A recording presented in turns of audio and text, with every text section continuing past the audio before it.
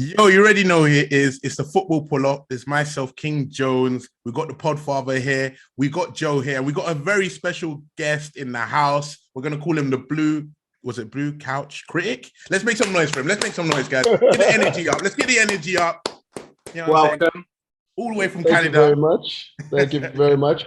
It doesn't have to be the Blue Couch Critic. It can just be Couch Critic. It can be Couch. It can be Dennis. Either one of those acronyms is fine with me. All good. But I'm happy to be here, guys, and thanks for having me. Yeah, so we've got so much to talk about. We're going to talk a lot about Chelsea today because obviously we've got Chelsea fans in the house and everyone wants to know what's going on. So just before that starts, I just want to mention that Sebastian Holler, is it Holler? Did you say it? The striker? Haller, had a successful cancer surgery. He'll still be out for a few months. So, I want to say that's good news to hear. Dortmund will be very happy about that. His family and everyone will be happy about that. I also want to start off talking about the game that just happened. It was an amazing game. Barcelona versus Juventus. It was 2-2. Did any of you guys watch the highlights in that game? Yeah, I saw him. I just saw him. Yeah, Dembele was on fire. Yeah, he was on fire. Yeah, he was. Yeah. I saw two Chelsea signings playing for another club. Both our right wingers. I was like, what's happening here? Mm-hmm. So yeah, no, obviously, Barca are looking good this season. Like it's hard to hate on them. You know what I mean? Well, it's easy to hate on them, but for footballing wise, like if you just enjoy watching good football or whatever, they're gonna be certainly one of the teams to watch this season. Like they're stacked, like attack wise, midfield. You know what I mean? And then I think that they got Koundé today. Yeah. Another Chelsea time. Let's see if they can register him first. Let's see if they can register him. We keep getting Jack, man. You know what I mean? We need to be more prepared. But, yeah, man. I've always been a big advocate of Dembele. Like even when everybody, like Couch knows me and spoke, months ago or whatever, like January transfer window. Even when people talk about like his injury record, I just thought he was a player worth taking a chance on, especially if it was going to be on free. In the summer, and you were just doing you could structure it to like a pay as you play kind of deal. Yes, you would come on high wages, but I think the talent is so much there, which he demonstrated towards the end of last season, where he got like 12 or 13 assists in the last 6 months. 13 assists. Yeah, 13 assists. Yeah, I think it was even like La Liga's top assister, and he only really played half a season. Yeah, you know what I mean, so he's already demonstrated. So even like what he did today is not a fluke. Like he was doing that regularly. Nice. But obviously he scored today, so which is an even extra thing to his thing. And he stepped up, but you seen what Rafinha did in the last game. You can see he's perked up. He's like, okay, now I've got my competition here. I'm not just going to play all the time. So, yeah, I mean, nobody's ever doubted his talent, just whether he get over his injuries and stuff. So, we'll see. It was just before we go to the next topic, but it was very interesting because though they were very good going forward, I did see a couple of things I was concerned about. I thought Aubameyang was a bit off the mark that game. I thought Lewandowski was a bit off. But obviously Lewandowski, I don't really expect him to do crazy amounts of goals in pre-season. I think he is like a season in, season out goal scorer. And defensively, they were a bit all over the place. But I thought Kessie was amazing. I think his athletic ability is outstanding. The guy can run up and down all day. I think that might be the player that everybody missed out on because he wasn't really the big name compared to everybody else. And he was perfect for the Premier League just based on his engine. But it was very good to see. And I thought that as much as people were looking down on Juventus, they looked quite good. You know what I mean? They held their own. They got 2 goals. I think Keane's looks like he's ready to push on now. I always thought that he was a talented player. He's another one that kind of fell a bit behind because he went off a really good season off Juve, and then he kind of came to Everton and PSG and didn't really impress, but he's still a very young player with a lot to prove. So I think he looked good yesterday. So yeah, I'm going to be expecting players like him and Dembele to step up this season. So since we got you here in the house, we're going to go straight into talking about Chelsea. What is happening at Chelsea? It's called a rebuild. It's called a transition. It's called a new owner. Like all of these things lead to a slow climb back to the top. Like Rome wasn't built overnight. We're looking at right now a new owner who has to establish new links with agents, new players, and of course ownership as well. So you saw recently in the news, he's talking about like having dinners with all the Premier League like owners and so on. This is how he's going about building his businesses. He went back to Barcelona. He's trying to like meet with Laporta, have discussions there. It wasn't necessarily about players as much as it is just trying to get to know each other. So we're starting from ground zero, like as far as building back to where we want to be. And I think that a lot of that has to do with the fact that, right before the window opened, or even right after the window opened, Marina was left, and then Peter Cech left, and all those relationships that were forged with those two at the helm have now been severed. You have to rebuild that stuff. And then on top of that, you look at the relationships that other clubs have with these same agents and these same players and stuff like that. They have the leg up now, because they already know the personality type. So I understand that this is going to be a long, slow rebuild. And for me, I'm in for it. I'm happy for it because the targets that we have identified are the right targets. Koulibaly coming in, Raheem Sterling coming in, those are the types of players that I think are going to be able to adapt to Thomas Tuchel's football and give us that high level that we're used to at Chelsea. So for me, it's just rebuild the defense first, start there, build the foundation, and then everything else after that will come in the subsequent window. So just got to be patient. Joe, I want to ask you, that was fantastic points that you made, by the way, Couch. I want to ask you, as someone that isn't a Chelsea fan, when you saw the post-game interview by Tuchel, were you concerned about some of his comments about the squad? Yeah, it's sort of, it was a little bit weird. They had their main team out the first half, I think, and I think Koulibaly came in the second, and they messed around with a few players, but he was massively overcritical. Okay, we played better and we won the game by a landslide, but it's not really something you want to be putting out there publicly straight away with a brand new owner in. That could rub him up the wrong way a little bit. Might you think, why are you sort of talking the team down like that? We're going to invest. We are investing. I mean, okay, it's slow. You're losing out a lot of targets, but yeah, I personally wouldn't be happy if Arteta spoke about our team that way when we're on a rebuild. Like one of the first games against another top team is a top team. If it wasn't a top team, you'd probably be like, okay, we were that bad. No one else wanted to do the running fair. We got outplayed. But a top team beats them and he goes quite bitter, quite salty. I remember Klopp doing that. I think last season it was when they lost to another top team, and I can't remember who it was, but he got really salty, and so did Van Dijk. I don't think it bodes well, especially in pre-season. I think you just need to take those hits. So didn't.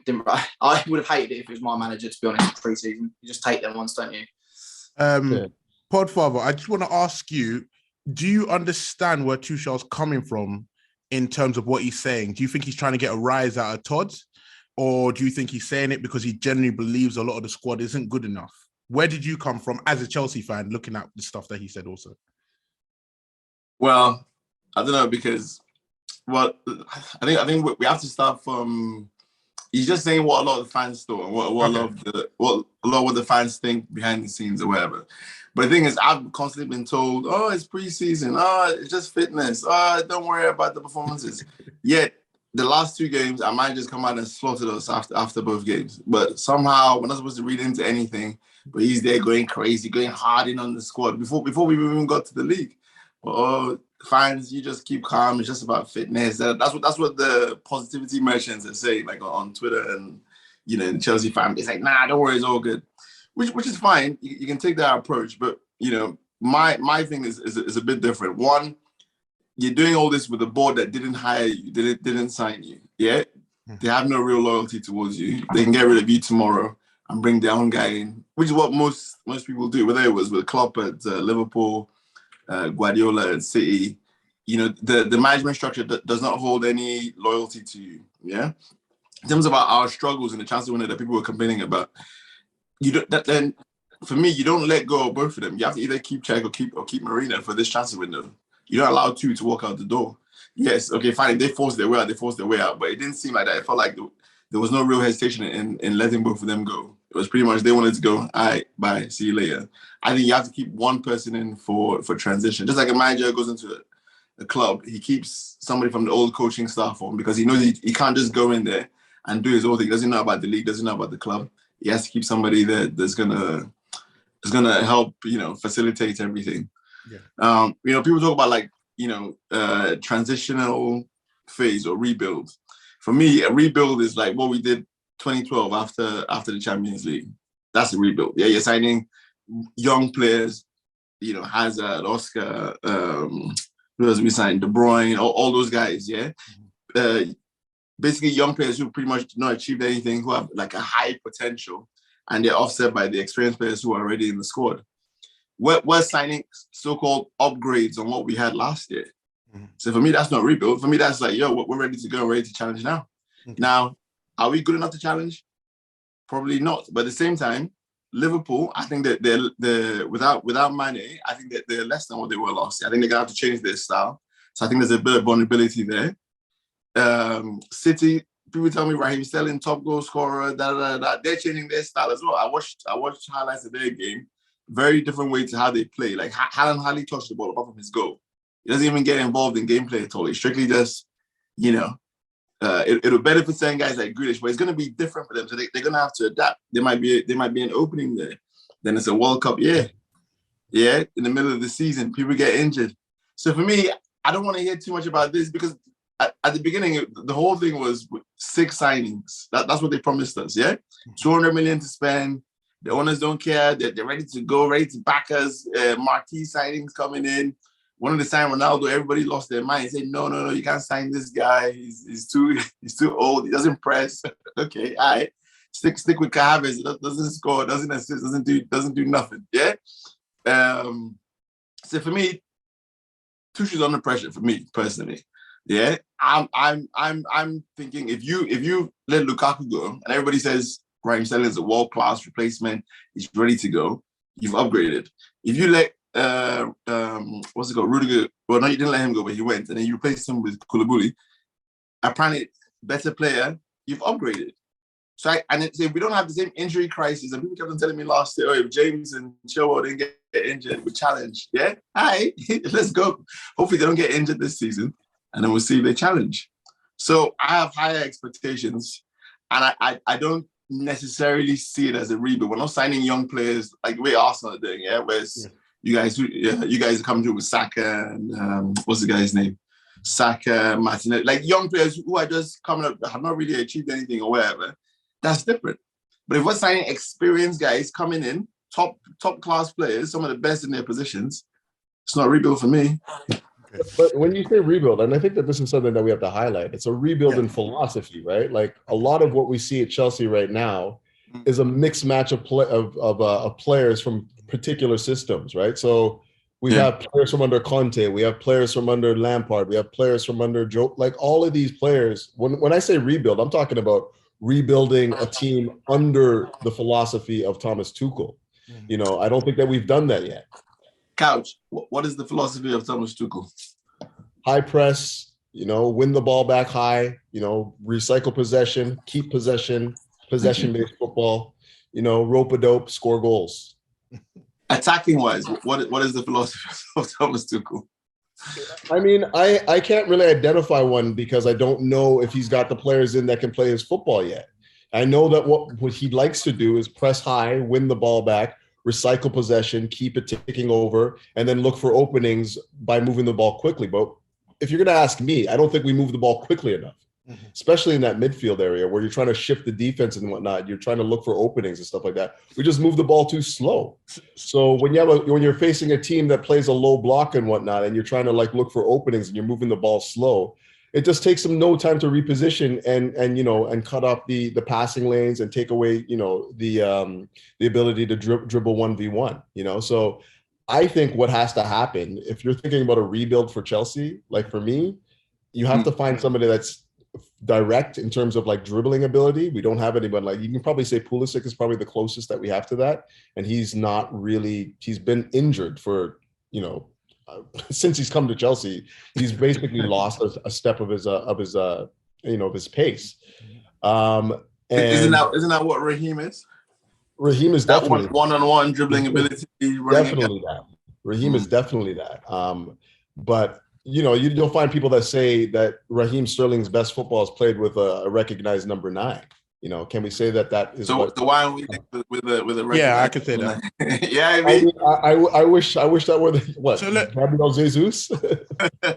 I would have loved it. I asked King Jones. I've been saying this for months, man. He's a big fan of Jesus. He's been saying for months he'd rather have Jesus than Sterling. So let me ask you both, what is Tuchel's, do you believe, I believe personally, my own personal opinion is the first thing I look at when I look at a team trying to solidify itself is they sort themselves around a formation. They have a philosophy, but after that, they have a formation. Like, okay, the majority of this time, we're going to play this way. What way would you say Tuchel wants to or is going to play? Like, what is his main formation that you would say he prefers and he'd like to use? I think he's going to play 3-4-3.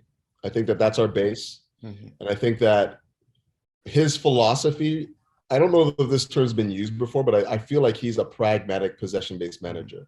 Like, he wants to keep possession, but we don't necessarily use the possession in the most dangerous areas. So, like, if you get into the final third, we very rarely get touches there. We're recycling it in and amongst the defenders and the midfielders. And when we get into that final third, it's dicey. It's dicey. You know, like, we don't create a lot of opportunity. So what I've done, thank you for saying that. You know, you're excellent, Couch. So what I've done is I've actually got myself, I actually looked to myself at, hold on, let's see if I can pull it up. You trying to get a Chelsea job? Yeah. No. Trying to take Thomas Tuchel's job? No. Hold on. Come play for a real team. You get me? Yeah, man. Bring it. I've actually got. Let me go down a little bit. But continue. While King just gets that up. So obviously the debate. I don't know. I've seen you on a lot of the similar spaces that I've been on Twitter, where it's like constant debate for like 4 hours. Like, these guys love talking about, you know, formations and signings and stuff, which is all good. And I think you know, there's some real good minds on Twitter that offer some real like tactical solutions and stuff. In terms of our attacking things, I think I heard you on Lewis's stream, actually. Careful, Lewis. Shout out to him. I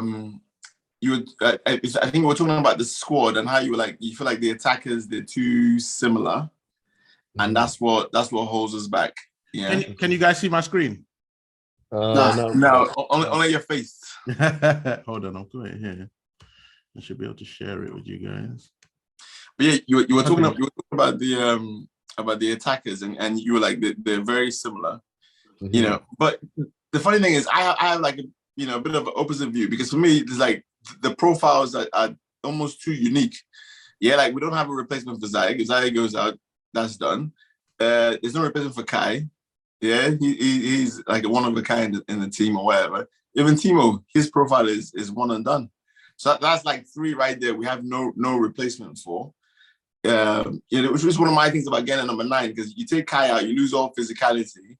And if Reece James is your only creative outlet, crossing in the ball, and he's crossing into 5-4-5 guys, it's not going to be very fruitful. Yeah, I mean, so yeah, I think the thing that works very well for Liverpool, and to some degree for Man City, is that if Salah goes out, Jota comes out. It's pretty similar.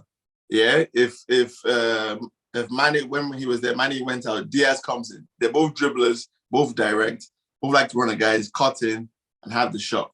Yeah. Firmino was probably like a one-of-one, like he was the only one that could really do that false 9. But the style never changes. Yeah, if one guy comes in, we just refresh it. Oh, this guy's running. He can't be his man. We'll get somebody else. He's going to come in and do exactly the same. He's not going to come in and do something different. He's going to come in and do it exactly the same. He's going to do it better because he's going to be fresh, coming with new ideas or whatever. But you take Ziyech out, you bring somebody else in, they can't cross the ball. Yeah, they can't. Yeah, I mean, they can't. Let me stop you there because I think even on Lewis's stream, I got slayed for that too, because like everyone's like, wait a minute, hold on. So I'm not in any way any sort of like authority. Like I just look at the players and I see that like for one, we have guys that are very much vertical. They like to use their pace to get forward and whatnot, and then get in 1v1 situations. But we don't necessarily have a creator in that final third. Like I guess you can say Ziyech is kind of that, but like he's not really, he's kind of guy that like likes to, deliver balls to the back post and stuff like that. He's not a guy that you look to like make that incisive pass, like dribble drive, get into the lane, get 1v1 and then like, like a Mahrez. He doesn't strike me truly as like a Mahrez, who's like a dribbler, a guy that like, that type of player. I know he's been likened to Mahrez a lot of times, but I don't think that they're similar. I think that what Ziyech likes to do is play deeper and swing in those those passes to the So back. like a Rafinha would have been like that sort of player. That would have been perfect, man. I'm not Okay. gonna lie. I'm not gonna lie. Mhm. Yeah. So when does it become crisis mode? So like in the sense of do you guys respect managers who go out of their way to sign players that you may not necessarily agree with? Yeah, I'm going to ask you first, Joe, before I go to you, Couch. Do you respect a manager that may not necessarily sign a player that you personally like or has a few years of not being excellent because they feel like they could fit their formation? So let me give you an example. Everything you've described, yeah, in terms of driving, one-on-one, dribbling, everything, that perfectly, and bear with me because you're going to think I'm crazy, that perfectly assembles Pepe, you right? Pepe can beat a man. He can run. No, ban. Godfather, come with me. Can he not beat a man? He can beat a man. He can dribble. He can shoot. He can do most of these things, but most teams wouldn't go for him. And I understand why Chelsea wouldn't go for him. But do you respect a manager? I'm going to ask you first, Joe. A manager that will sign a player that you may not necessarily rate, but might fit the way that they're trying to play? I think it's too late. Once you signed them, you sort of got to deal with it, haven't you? Like, I mean, if Pepe was at Chelsea and we bought him as the player who he is now, I wouldn't be psyched. Like, I would probably be like, what's your thinking there? Like, he's obviously seen something we haven't. When you watch someone on the pitch, you're pretty much watching everything that they can offer, aren't you? That, they might be down in training, so they might not give that. But when they're on the pitch, like Pepe, I feel like he's, it was bright.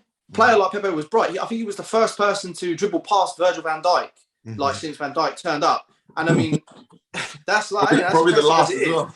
Yeah, I mean, he's got no pace really. He's got no pace. He's got a weak right foot.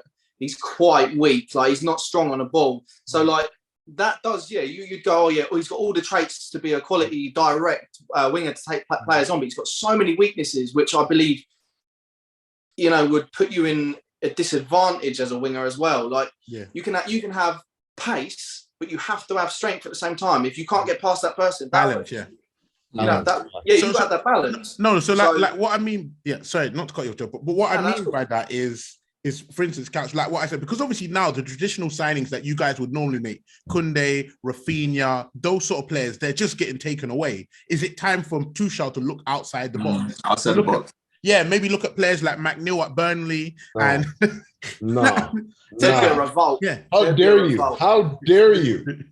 McNeil at Burnley? Come on. What about Aubameyang? Aubameyang is unhappy at Barcelona. McNeil is better than Emerson. He's better than Alonso. I'll tell you that. No, let me ask you for let me give you one that makes more sense. Aubameyang right now, I'm hearing that he's unsettled at Barcelona. He's not sure about his place. Depay wants to stay. Lewandowski wants to play. Fatty wants to play. He may not have a place. Is that something you'd be interested in? He has the goal record. He knows the Premier League. He can press. He's quick, but he's not necessarily most teams' first choice right now. I mean, me and Pod have talked about this before. Yeah. Like we've been at each other's throats about this Aubameyang thing. He wants him. Like, I'm like, obviously he can help us. I'm just thinking we can't necessarily be targeting players right now. We're at the stage right now where we can't be getting like these mid targets. We got to be getting that elite level target. So I'm carefree. My motto is carefree. That's Chelsea for me, right? I'm in no rush. Sorry?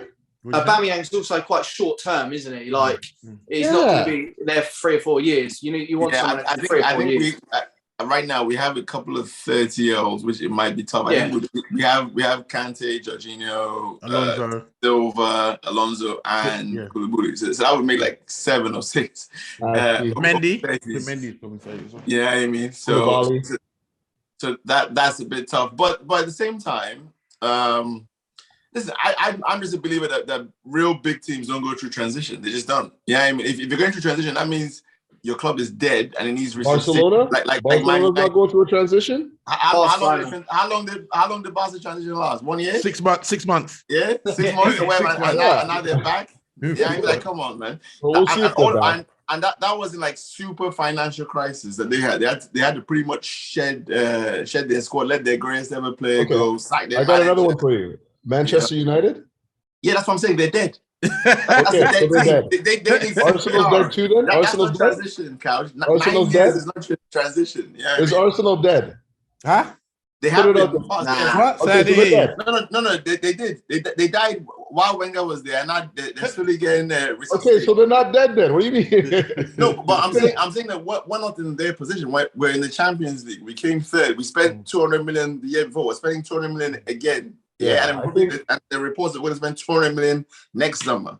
Like I can't be in this position, and people are talking about rebuild. Like no, like it just needs, you know, like we have. You're talking about tweaking, and those tweaks that we're talking about are elite level tweaks. You can't just bring in Dwight McNeil and expect that to transform your football. I agree, Cash, but this is where a manager ends his call. Yeah. Just like Klopp bringing in Robinson, turning him to the best left back in the world. Yeah. Matip going in there being outstanding. Henderson. Working with Henderson, who wasn't a holding midfielder, by the way. Yeah. He was a right mid and like a box. Turning him into a holding mid, going to Champions League final, blah, blah, blah, blah, blah. Again, Ronaldo signing from Newcastle, a relegation club, coming in, being outstanding for them, giving them 4 or 5 years of service. Salah bringing him in, he was not no league winner or like super elite player. He was a good player, very good player, but it wasn't elite. Neither was Mane from Southampton. Yeah, how long did it got the best out of Coutinho, who was there. Yeah, while he was there. Van Dijk is the only one I can say that everybody knew that this guy was going to be a superstar, and Alisson. Yeah. Apart from that. It was like elite players, so I need my manager, Tommy T, to improve the players. And a perfect example of a player that you're talking about, Tim, there's like out of the boxes or whatever. And we're talking about just short term to fill a position because everybody says we need cover for right wing back, and also that would allow, rather than spending another 50-60 million on a centre back, Cedric, you can have him. Nah, relax. We can actually concentrate on areas that need Bellerin. Like relax, like attack and midfield, Yeah. And for me, it's a no-brainer.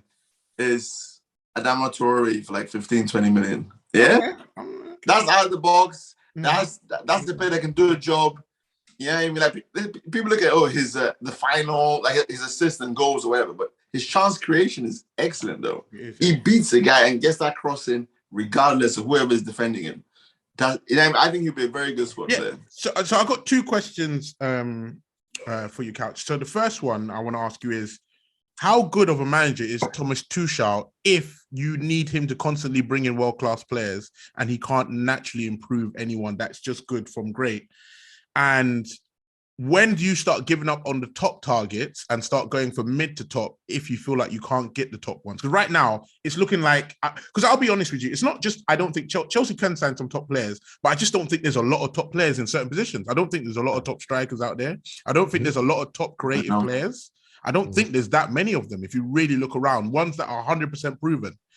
Do you know what I mean? There is no real, I can't think of any Bruno Fernandezes out there that are available. Christian Eriksen is probably one of the best players you could have got for a good price, and he went to United. So realistically, within your budget that you've got, like how many top players can you guys get? Yeah, that's what I was saying. Like, let me answer that question first. Like, I think we need to just be patient. Like, the last thing you want to do is like go in the window and try and cover all of the holes you have with just spreading the budget thin. Like, okay, here's a $20 million.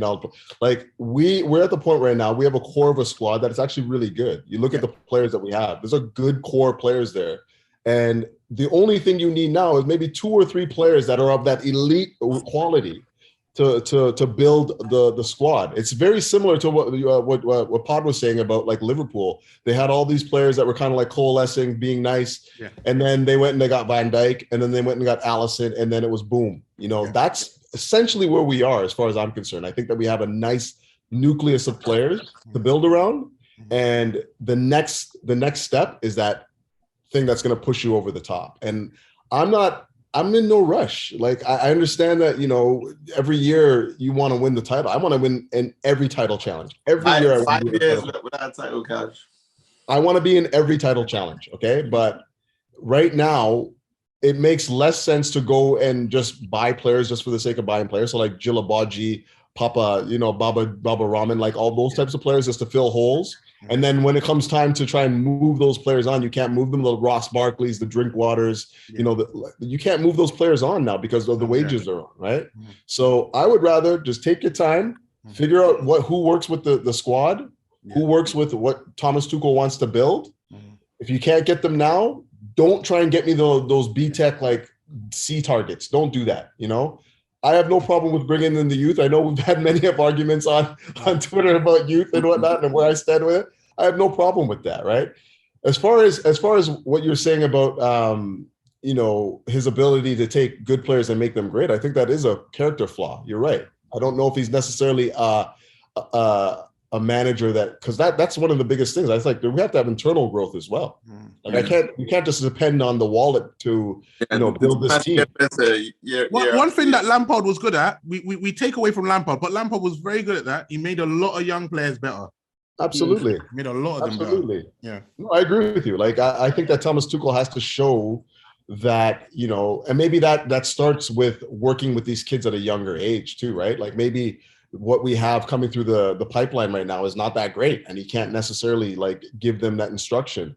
Can you coax a lamb to behave as a lion or a lion to behave as a lamb? Can you coax that out of somebody, right? I don't necessarily think you can. I think the temperament of the player is the temperament of the player. You can't teach, Lukaku to, dribble and trap a ball. Like, he just doesn't, you can't do it, man. You know what I mean? Like, he doesn't have those skill sets. So I've just found out some news. I'm going to ask you, Joe, because I haven't heard you in a minute, just to ask about, I heard Frankie de Jong, apparently people around his camp have said he will leave Barcelona, but he'd only leave Barcelona for Chelsea. Do you, in your opinion, Joe, think that would be a good move for him? Would that be a move you think Chelsea should pursue? What do you think he would add to their team if he did go there? Well, to me, I think that's a massive area they're lacking now. They're talking about getting rid of Kante. Jorginho probably doesn't have a lot long left on his contract, I don't think. I mean, Frankie de Jong's a fantastic player. He needs to get out of the Barca camp. I hear there's rumours of him being put in a new position as centre-back if he doesn't, if he doesn't leave. I mean, I saw a thing about Gary Neville said about Frankie de Jong suing Barcelona because they're bringing players in, they haven't brought their wages. I think he needs to come out of Barcelona. I think he needs to get rid of that toxicity, even though if Barcelona are doing brilliant. And I think Chelsea need to capitalise on that. I mean, Tuchel's under pressure with a new ownership to, flex his muscles a little bit. All the money that they have, and they're not managing to get these players. I think he's under massive, massive pressure because it's a cutthroat industry, and being a manager, people get rid of you like that. So this is a player that said he'd only come to Chelsea, flex your muscles, take him. And I think one more signing and they'll be perfect because they've got, for me, I see perfect. I mean, I'm not a Chelsea fan. I just look from the outside, but I think they've got such a good core squad. Obviously, they haven't had the success they wanted with like Ruben Loftus-Cheek and Hudson-Odoi, but they're squad players. Every team needs a squad player. I think they're both good enough to do the business, and they've got some good youth coming through. So you don't need world class in every single position, like in one window. I think you take a risk, and if that means you drop down the league a little bit, you're not hitting second, you're not hitting third. You have to hit. Arsenal have done that. We've come right down and we're building ourselves back up. But if that's what it takes for Chelsea to do that, then do it. If the fans don't like it, then they can stage walkouts. They can stage whatever they need to. But it will come back round. It will always come back round. Yeah. But Frankie de Jong would fill that midfield position perfectly, and they need to. I think they should take that, snap it up. Excellent points, Joe. What do you think about it, Pod?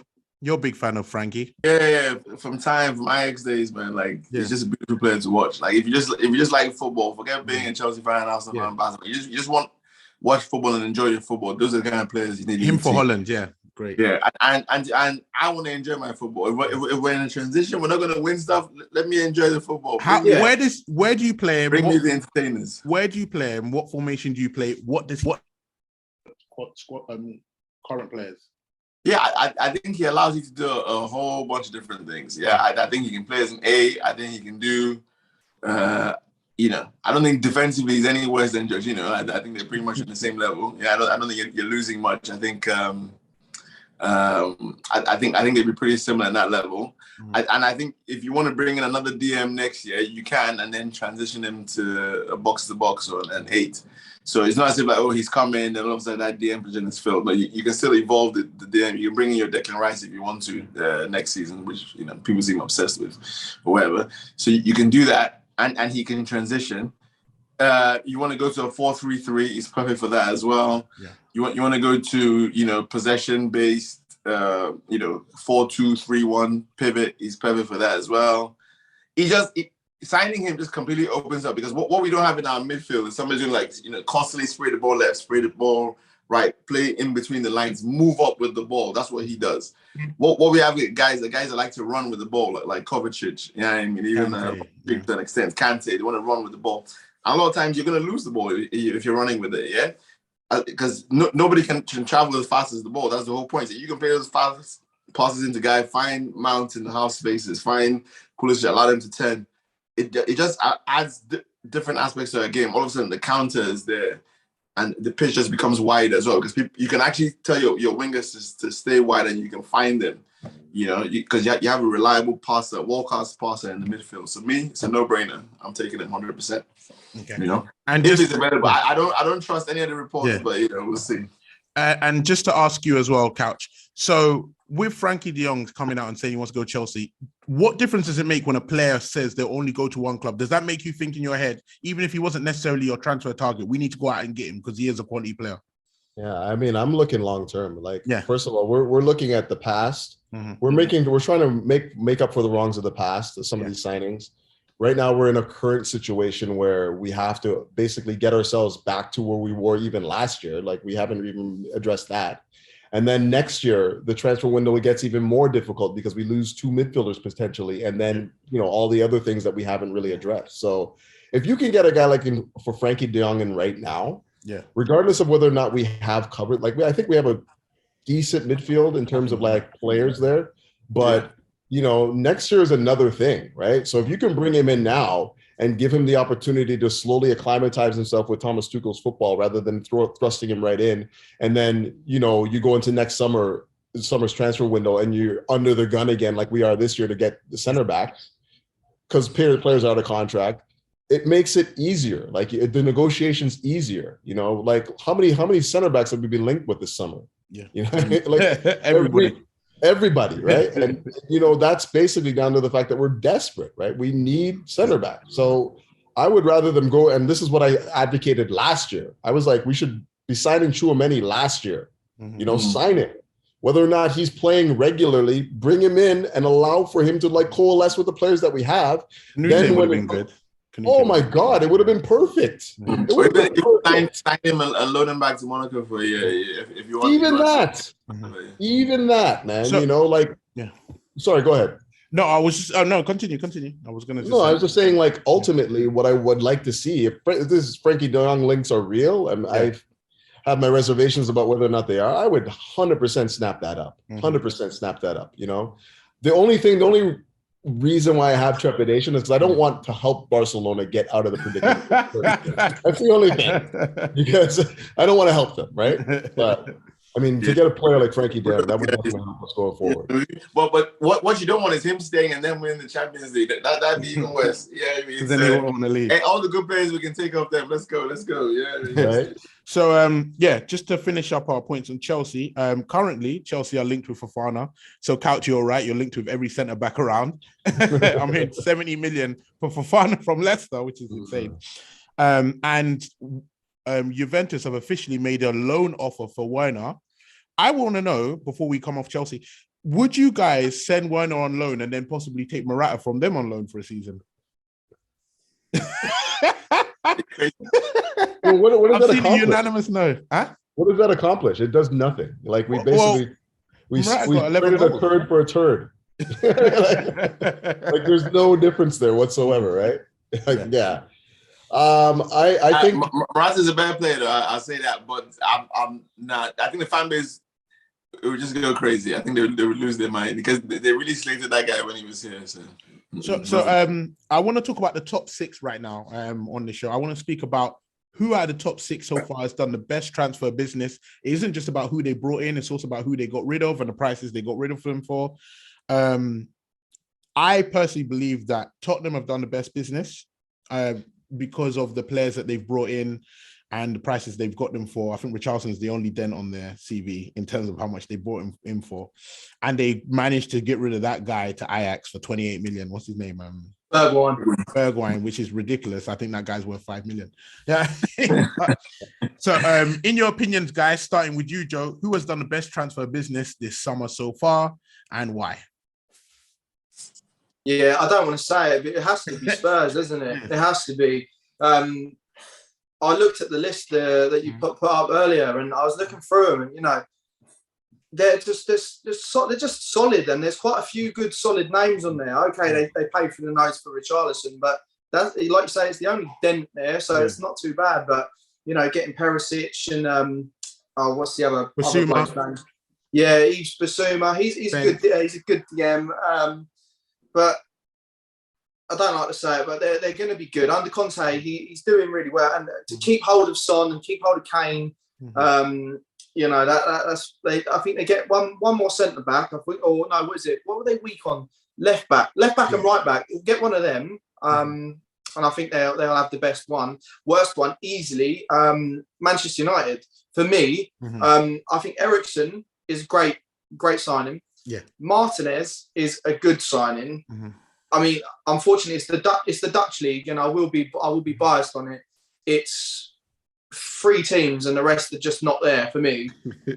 So you can't really say, like, it's like what happened to Bergwijn. He came from PSV. He went to Spurs. He's flopped. He'll go back to Ajax, and he'll probably be one of the outstanding players of the league, and then he'll be worth 60-70 million again. It's a slower league, but.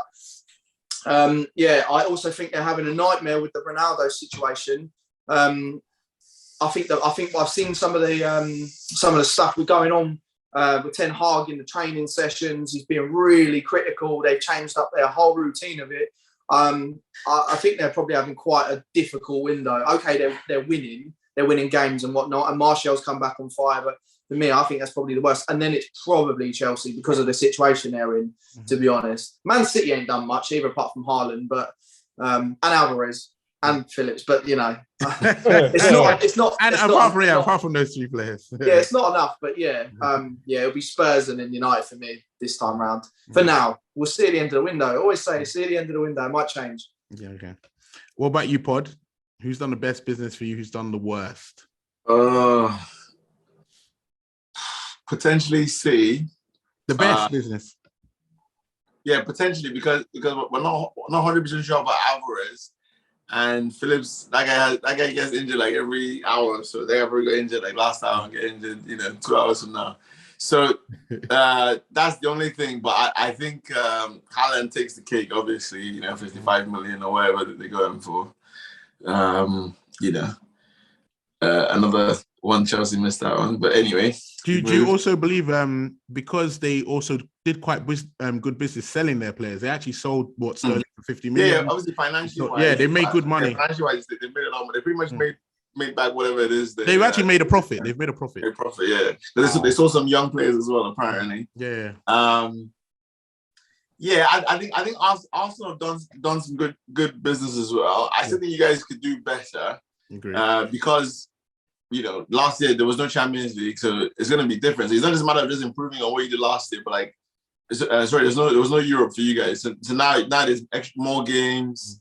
You're going to have to rotate your squad more, whatever. So even though you replace like for like, I don't know if the numbers have improved dramatically, which I think you do. I don't know what's going on with the Tillsman's thing. Yeah. That's not going to happen.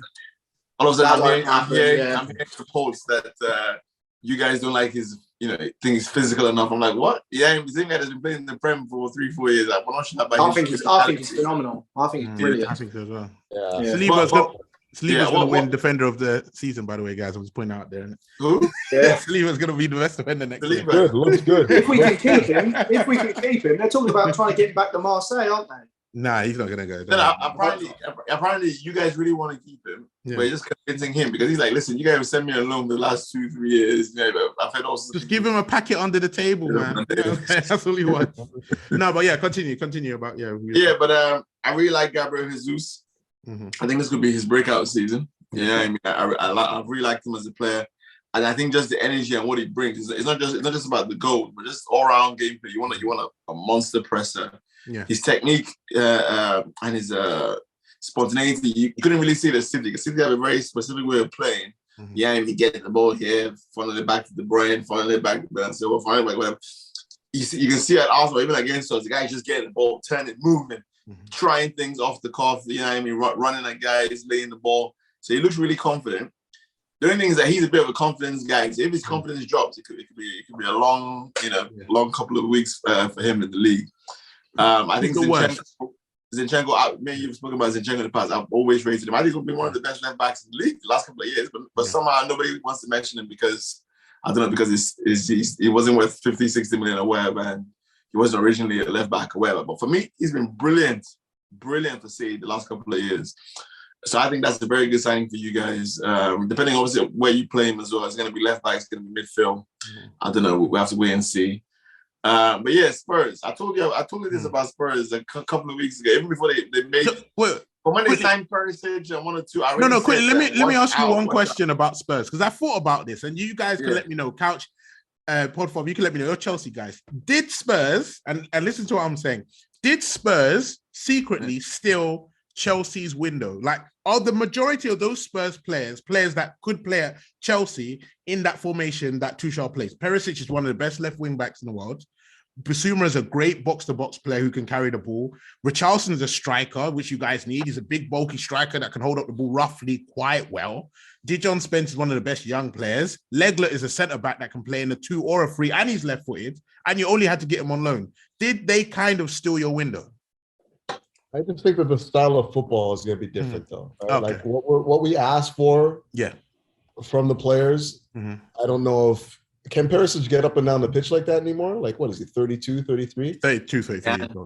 He can. Yeah, I don't know if he can. You know, he was Inter Milan player of the season last year. He was good. In a very slow tactical league. You know, I don't put that past him. But yeah, no, like they had a good window. Like we can't deny that. Like I think that they've built on what they have as a squad, and I feel like the same could be said for you guys. I think that you guys built on your squad, and the thing that I noticed in that 4-0 drubbing was the connection between Odegaard and Jesus.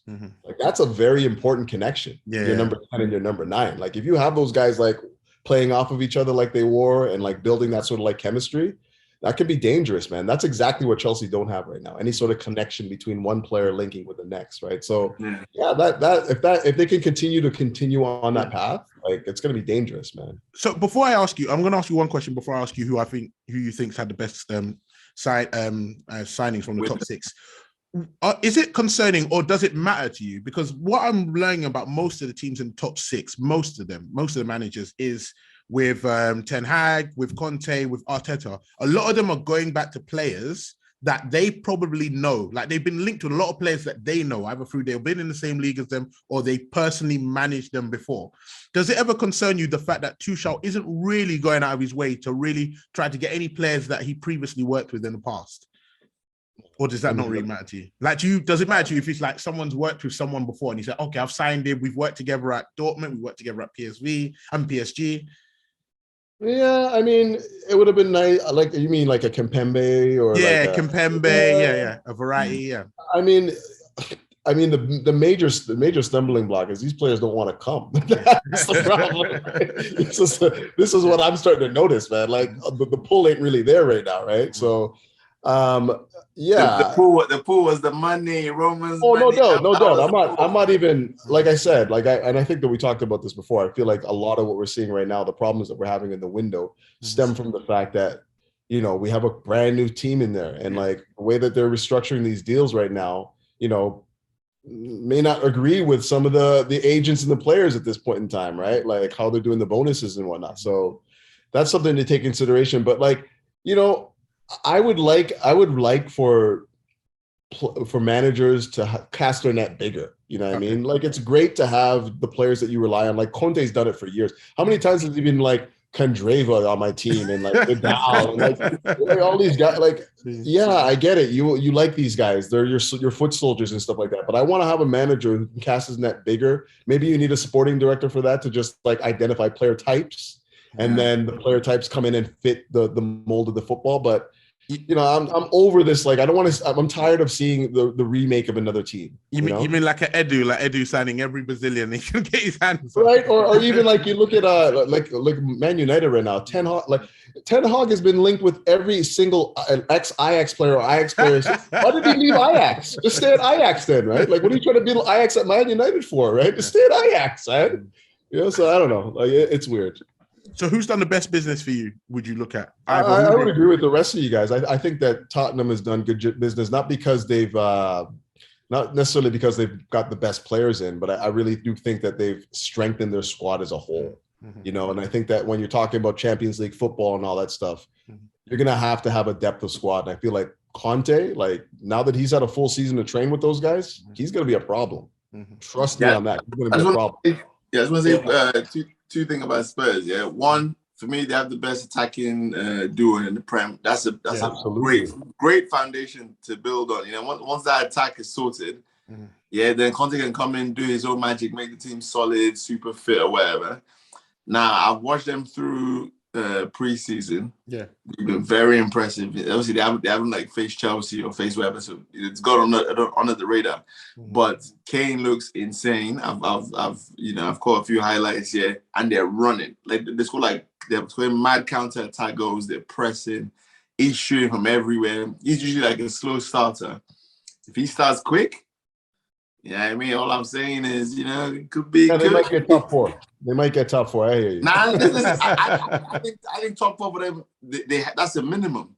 Now, my only reservation with them is the same reservation I have with us. Yeah, is that because City and Liverpool have made it out that this league is a shootout.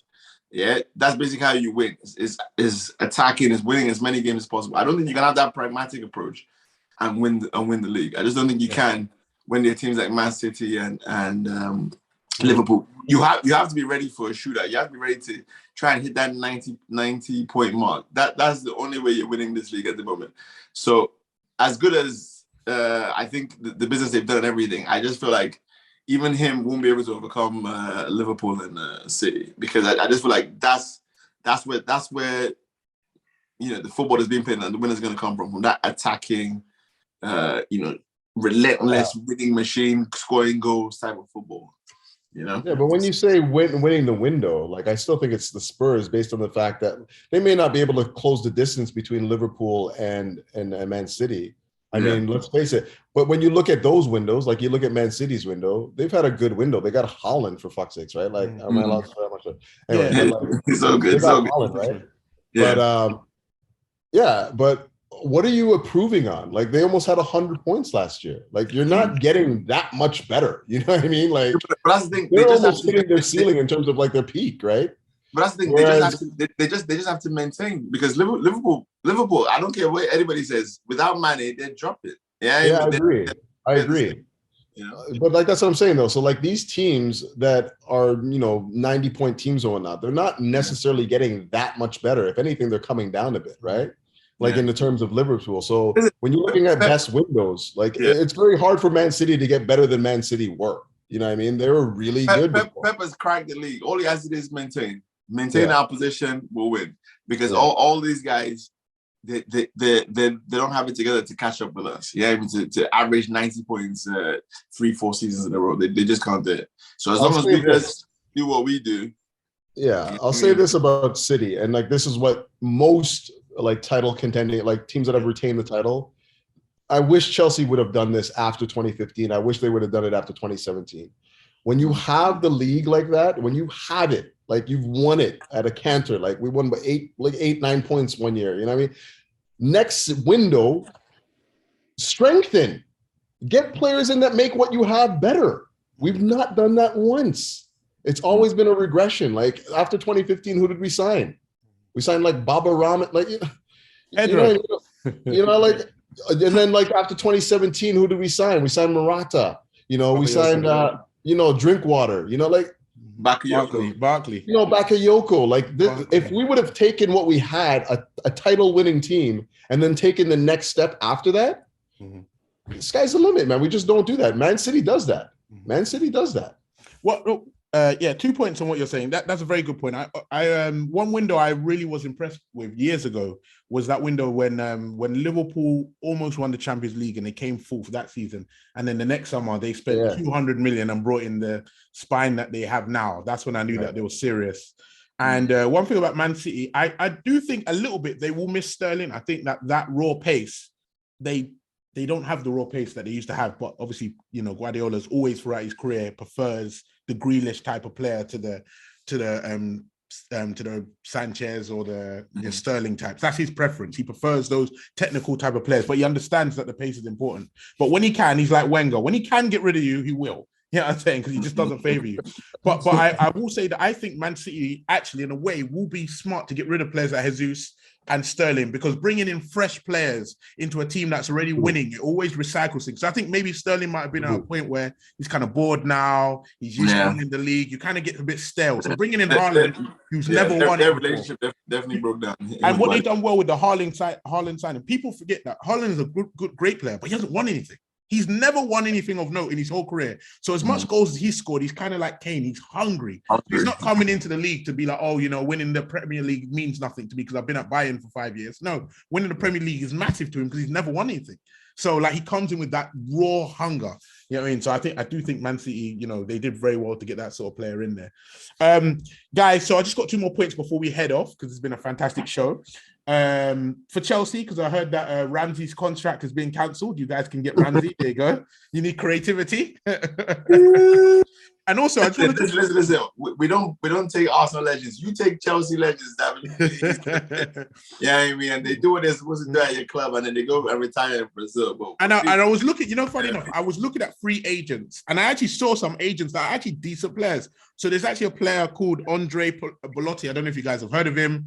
He used to be for Torino. He's 28 years old. He has over 100 goals in 200 and something games for Torino. He's actually available on a free. The reason why him and Torino fell out is because I think he wanted a higher contract, and also because he had 2 major injuries last year. But I do think he's quite a good striker. Real Madrid, funny enough, are actually interested in him. I don't know why nobody else is, but you know. And also a player that is quite well known that's available. Januzaj, 27 years old, still got a lot of life in him. You know what I mean? I don't know if you guys are interested, alongside Aurier. They're also quite deep, a couple decent free transfers. You're taking a piss right now. I get it. But yeah, guys, this has been a fantastic show. It's been amazing having you here, Couch. I really appreciate you coming. Yes. You know what I mean? You're welcome here anytime you feel like coming. You know, let me know, man. Let me know when you guys want me back. I'm down, man. It's good chat. Love the banter. But yeah, guys, make sure you like, share, and subscribe. Give all your plugins. You know, make sure you give your plugins, Couch, and you know, let the people know. Yeah, I mean, what is it? CFC Couch Critic on Twitter, and then just Couch Critic on YouTube. So just search that; you'll find my videos there. Yeah, so I'll make sure to put your link right in the beginning so everyone can follow you. It's been a fantastic show, everyone.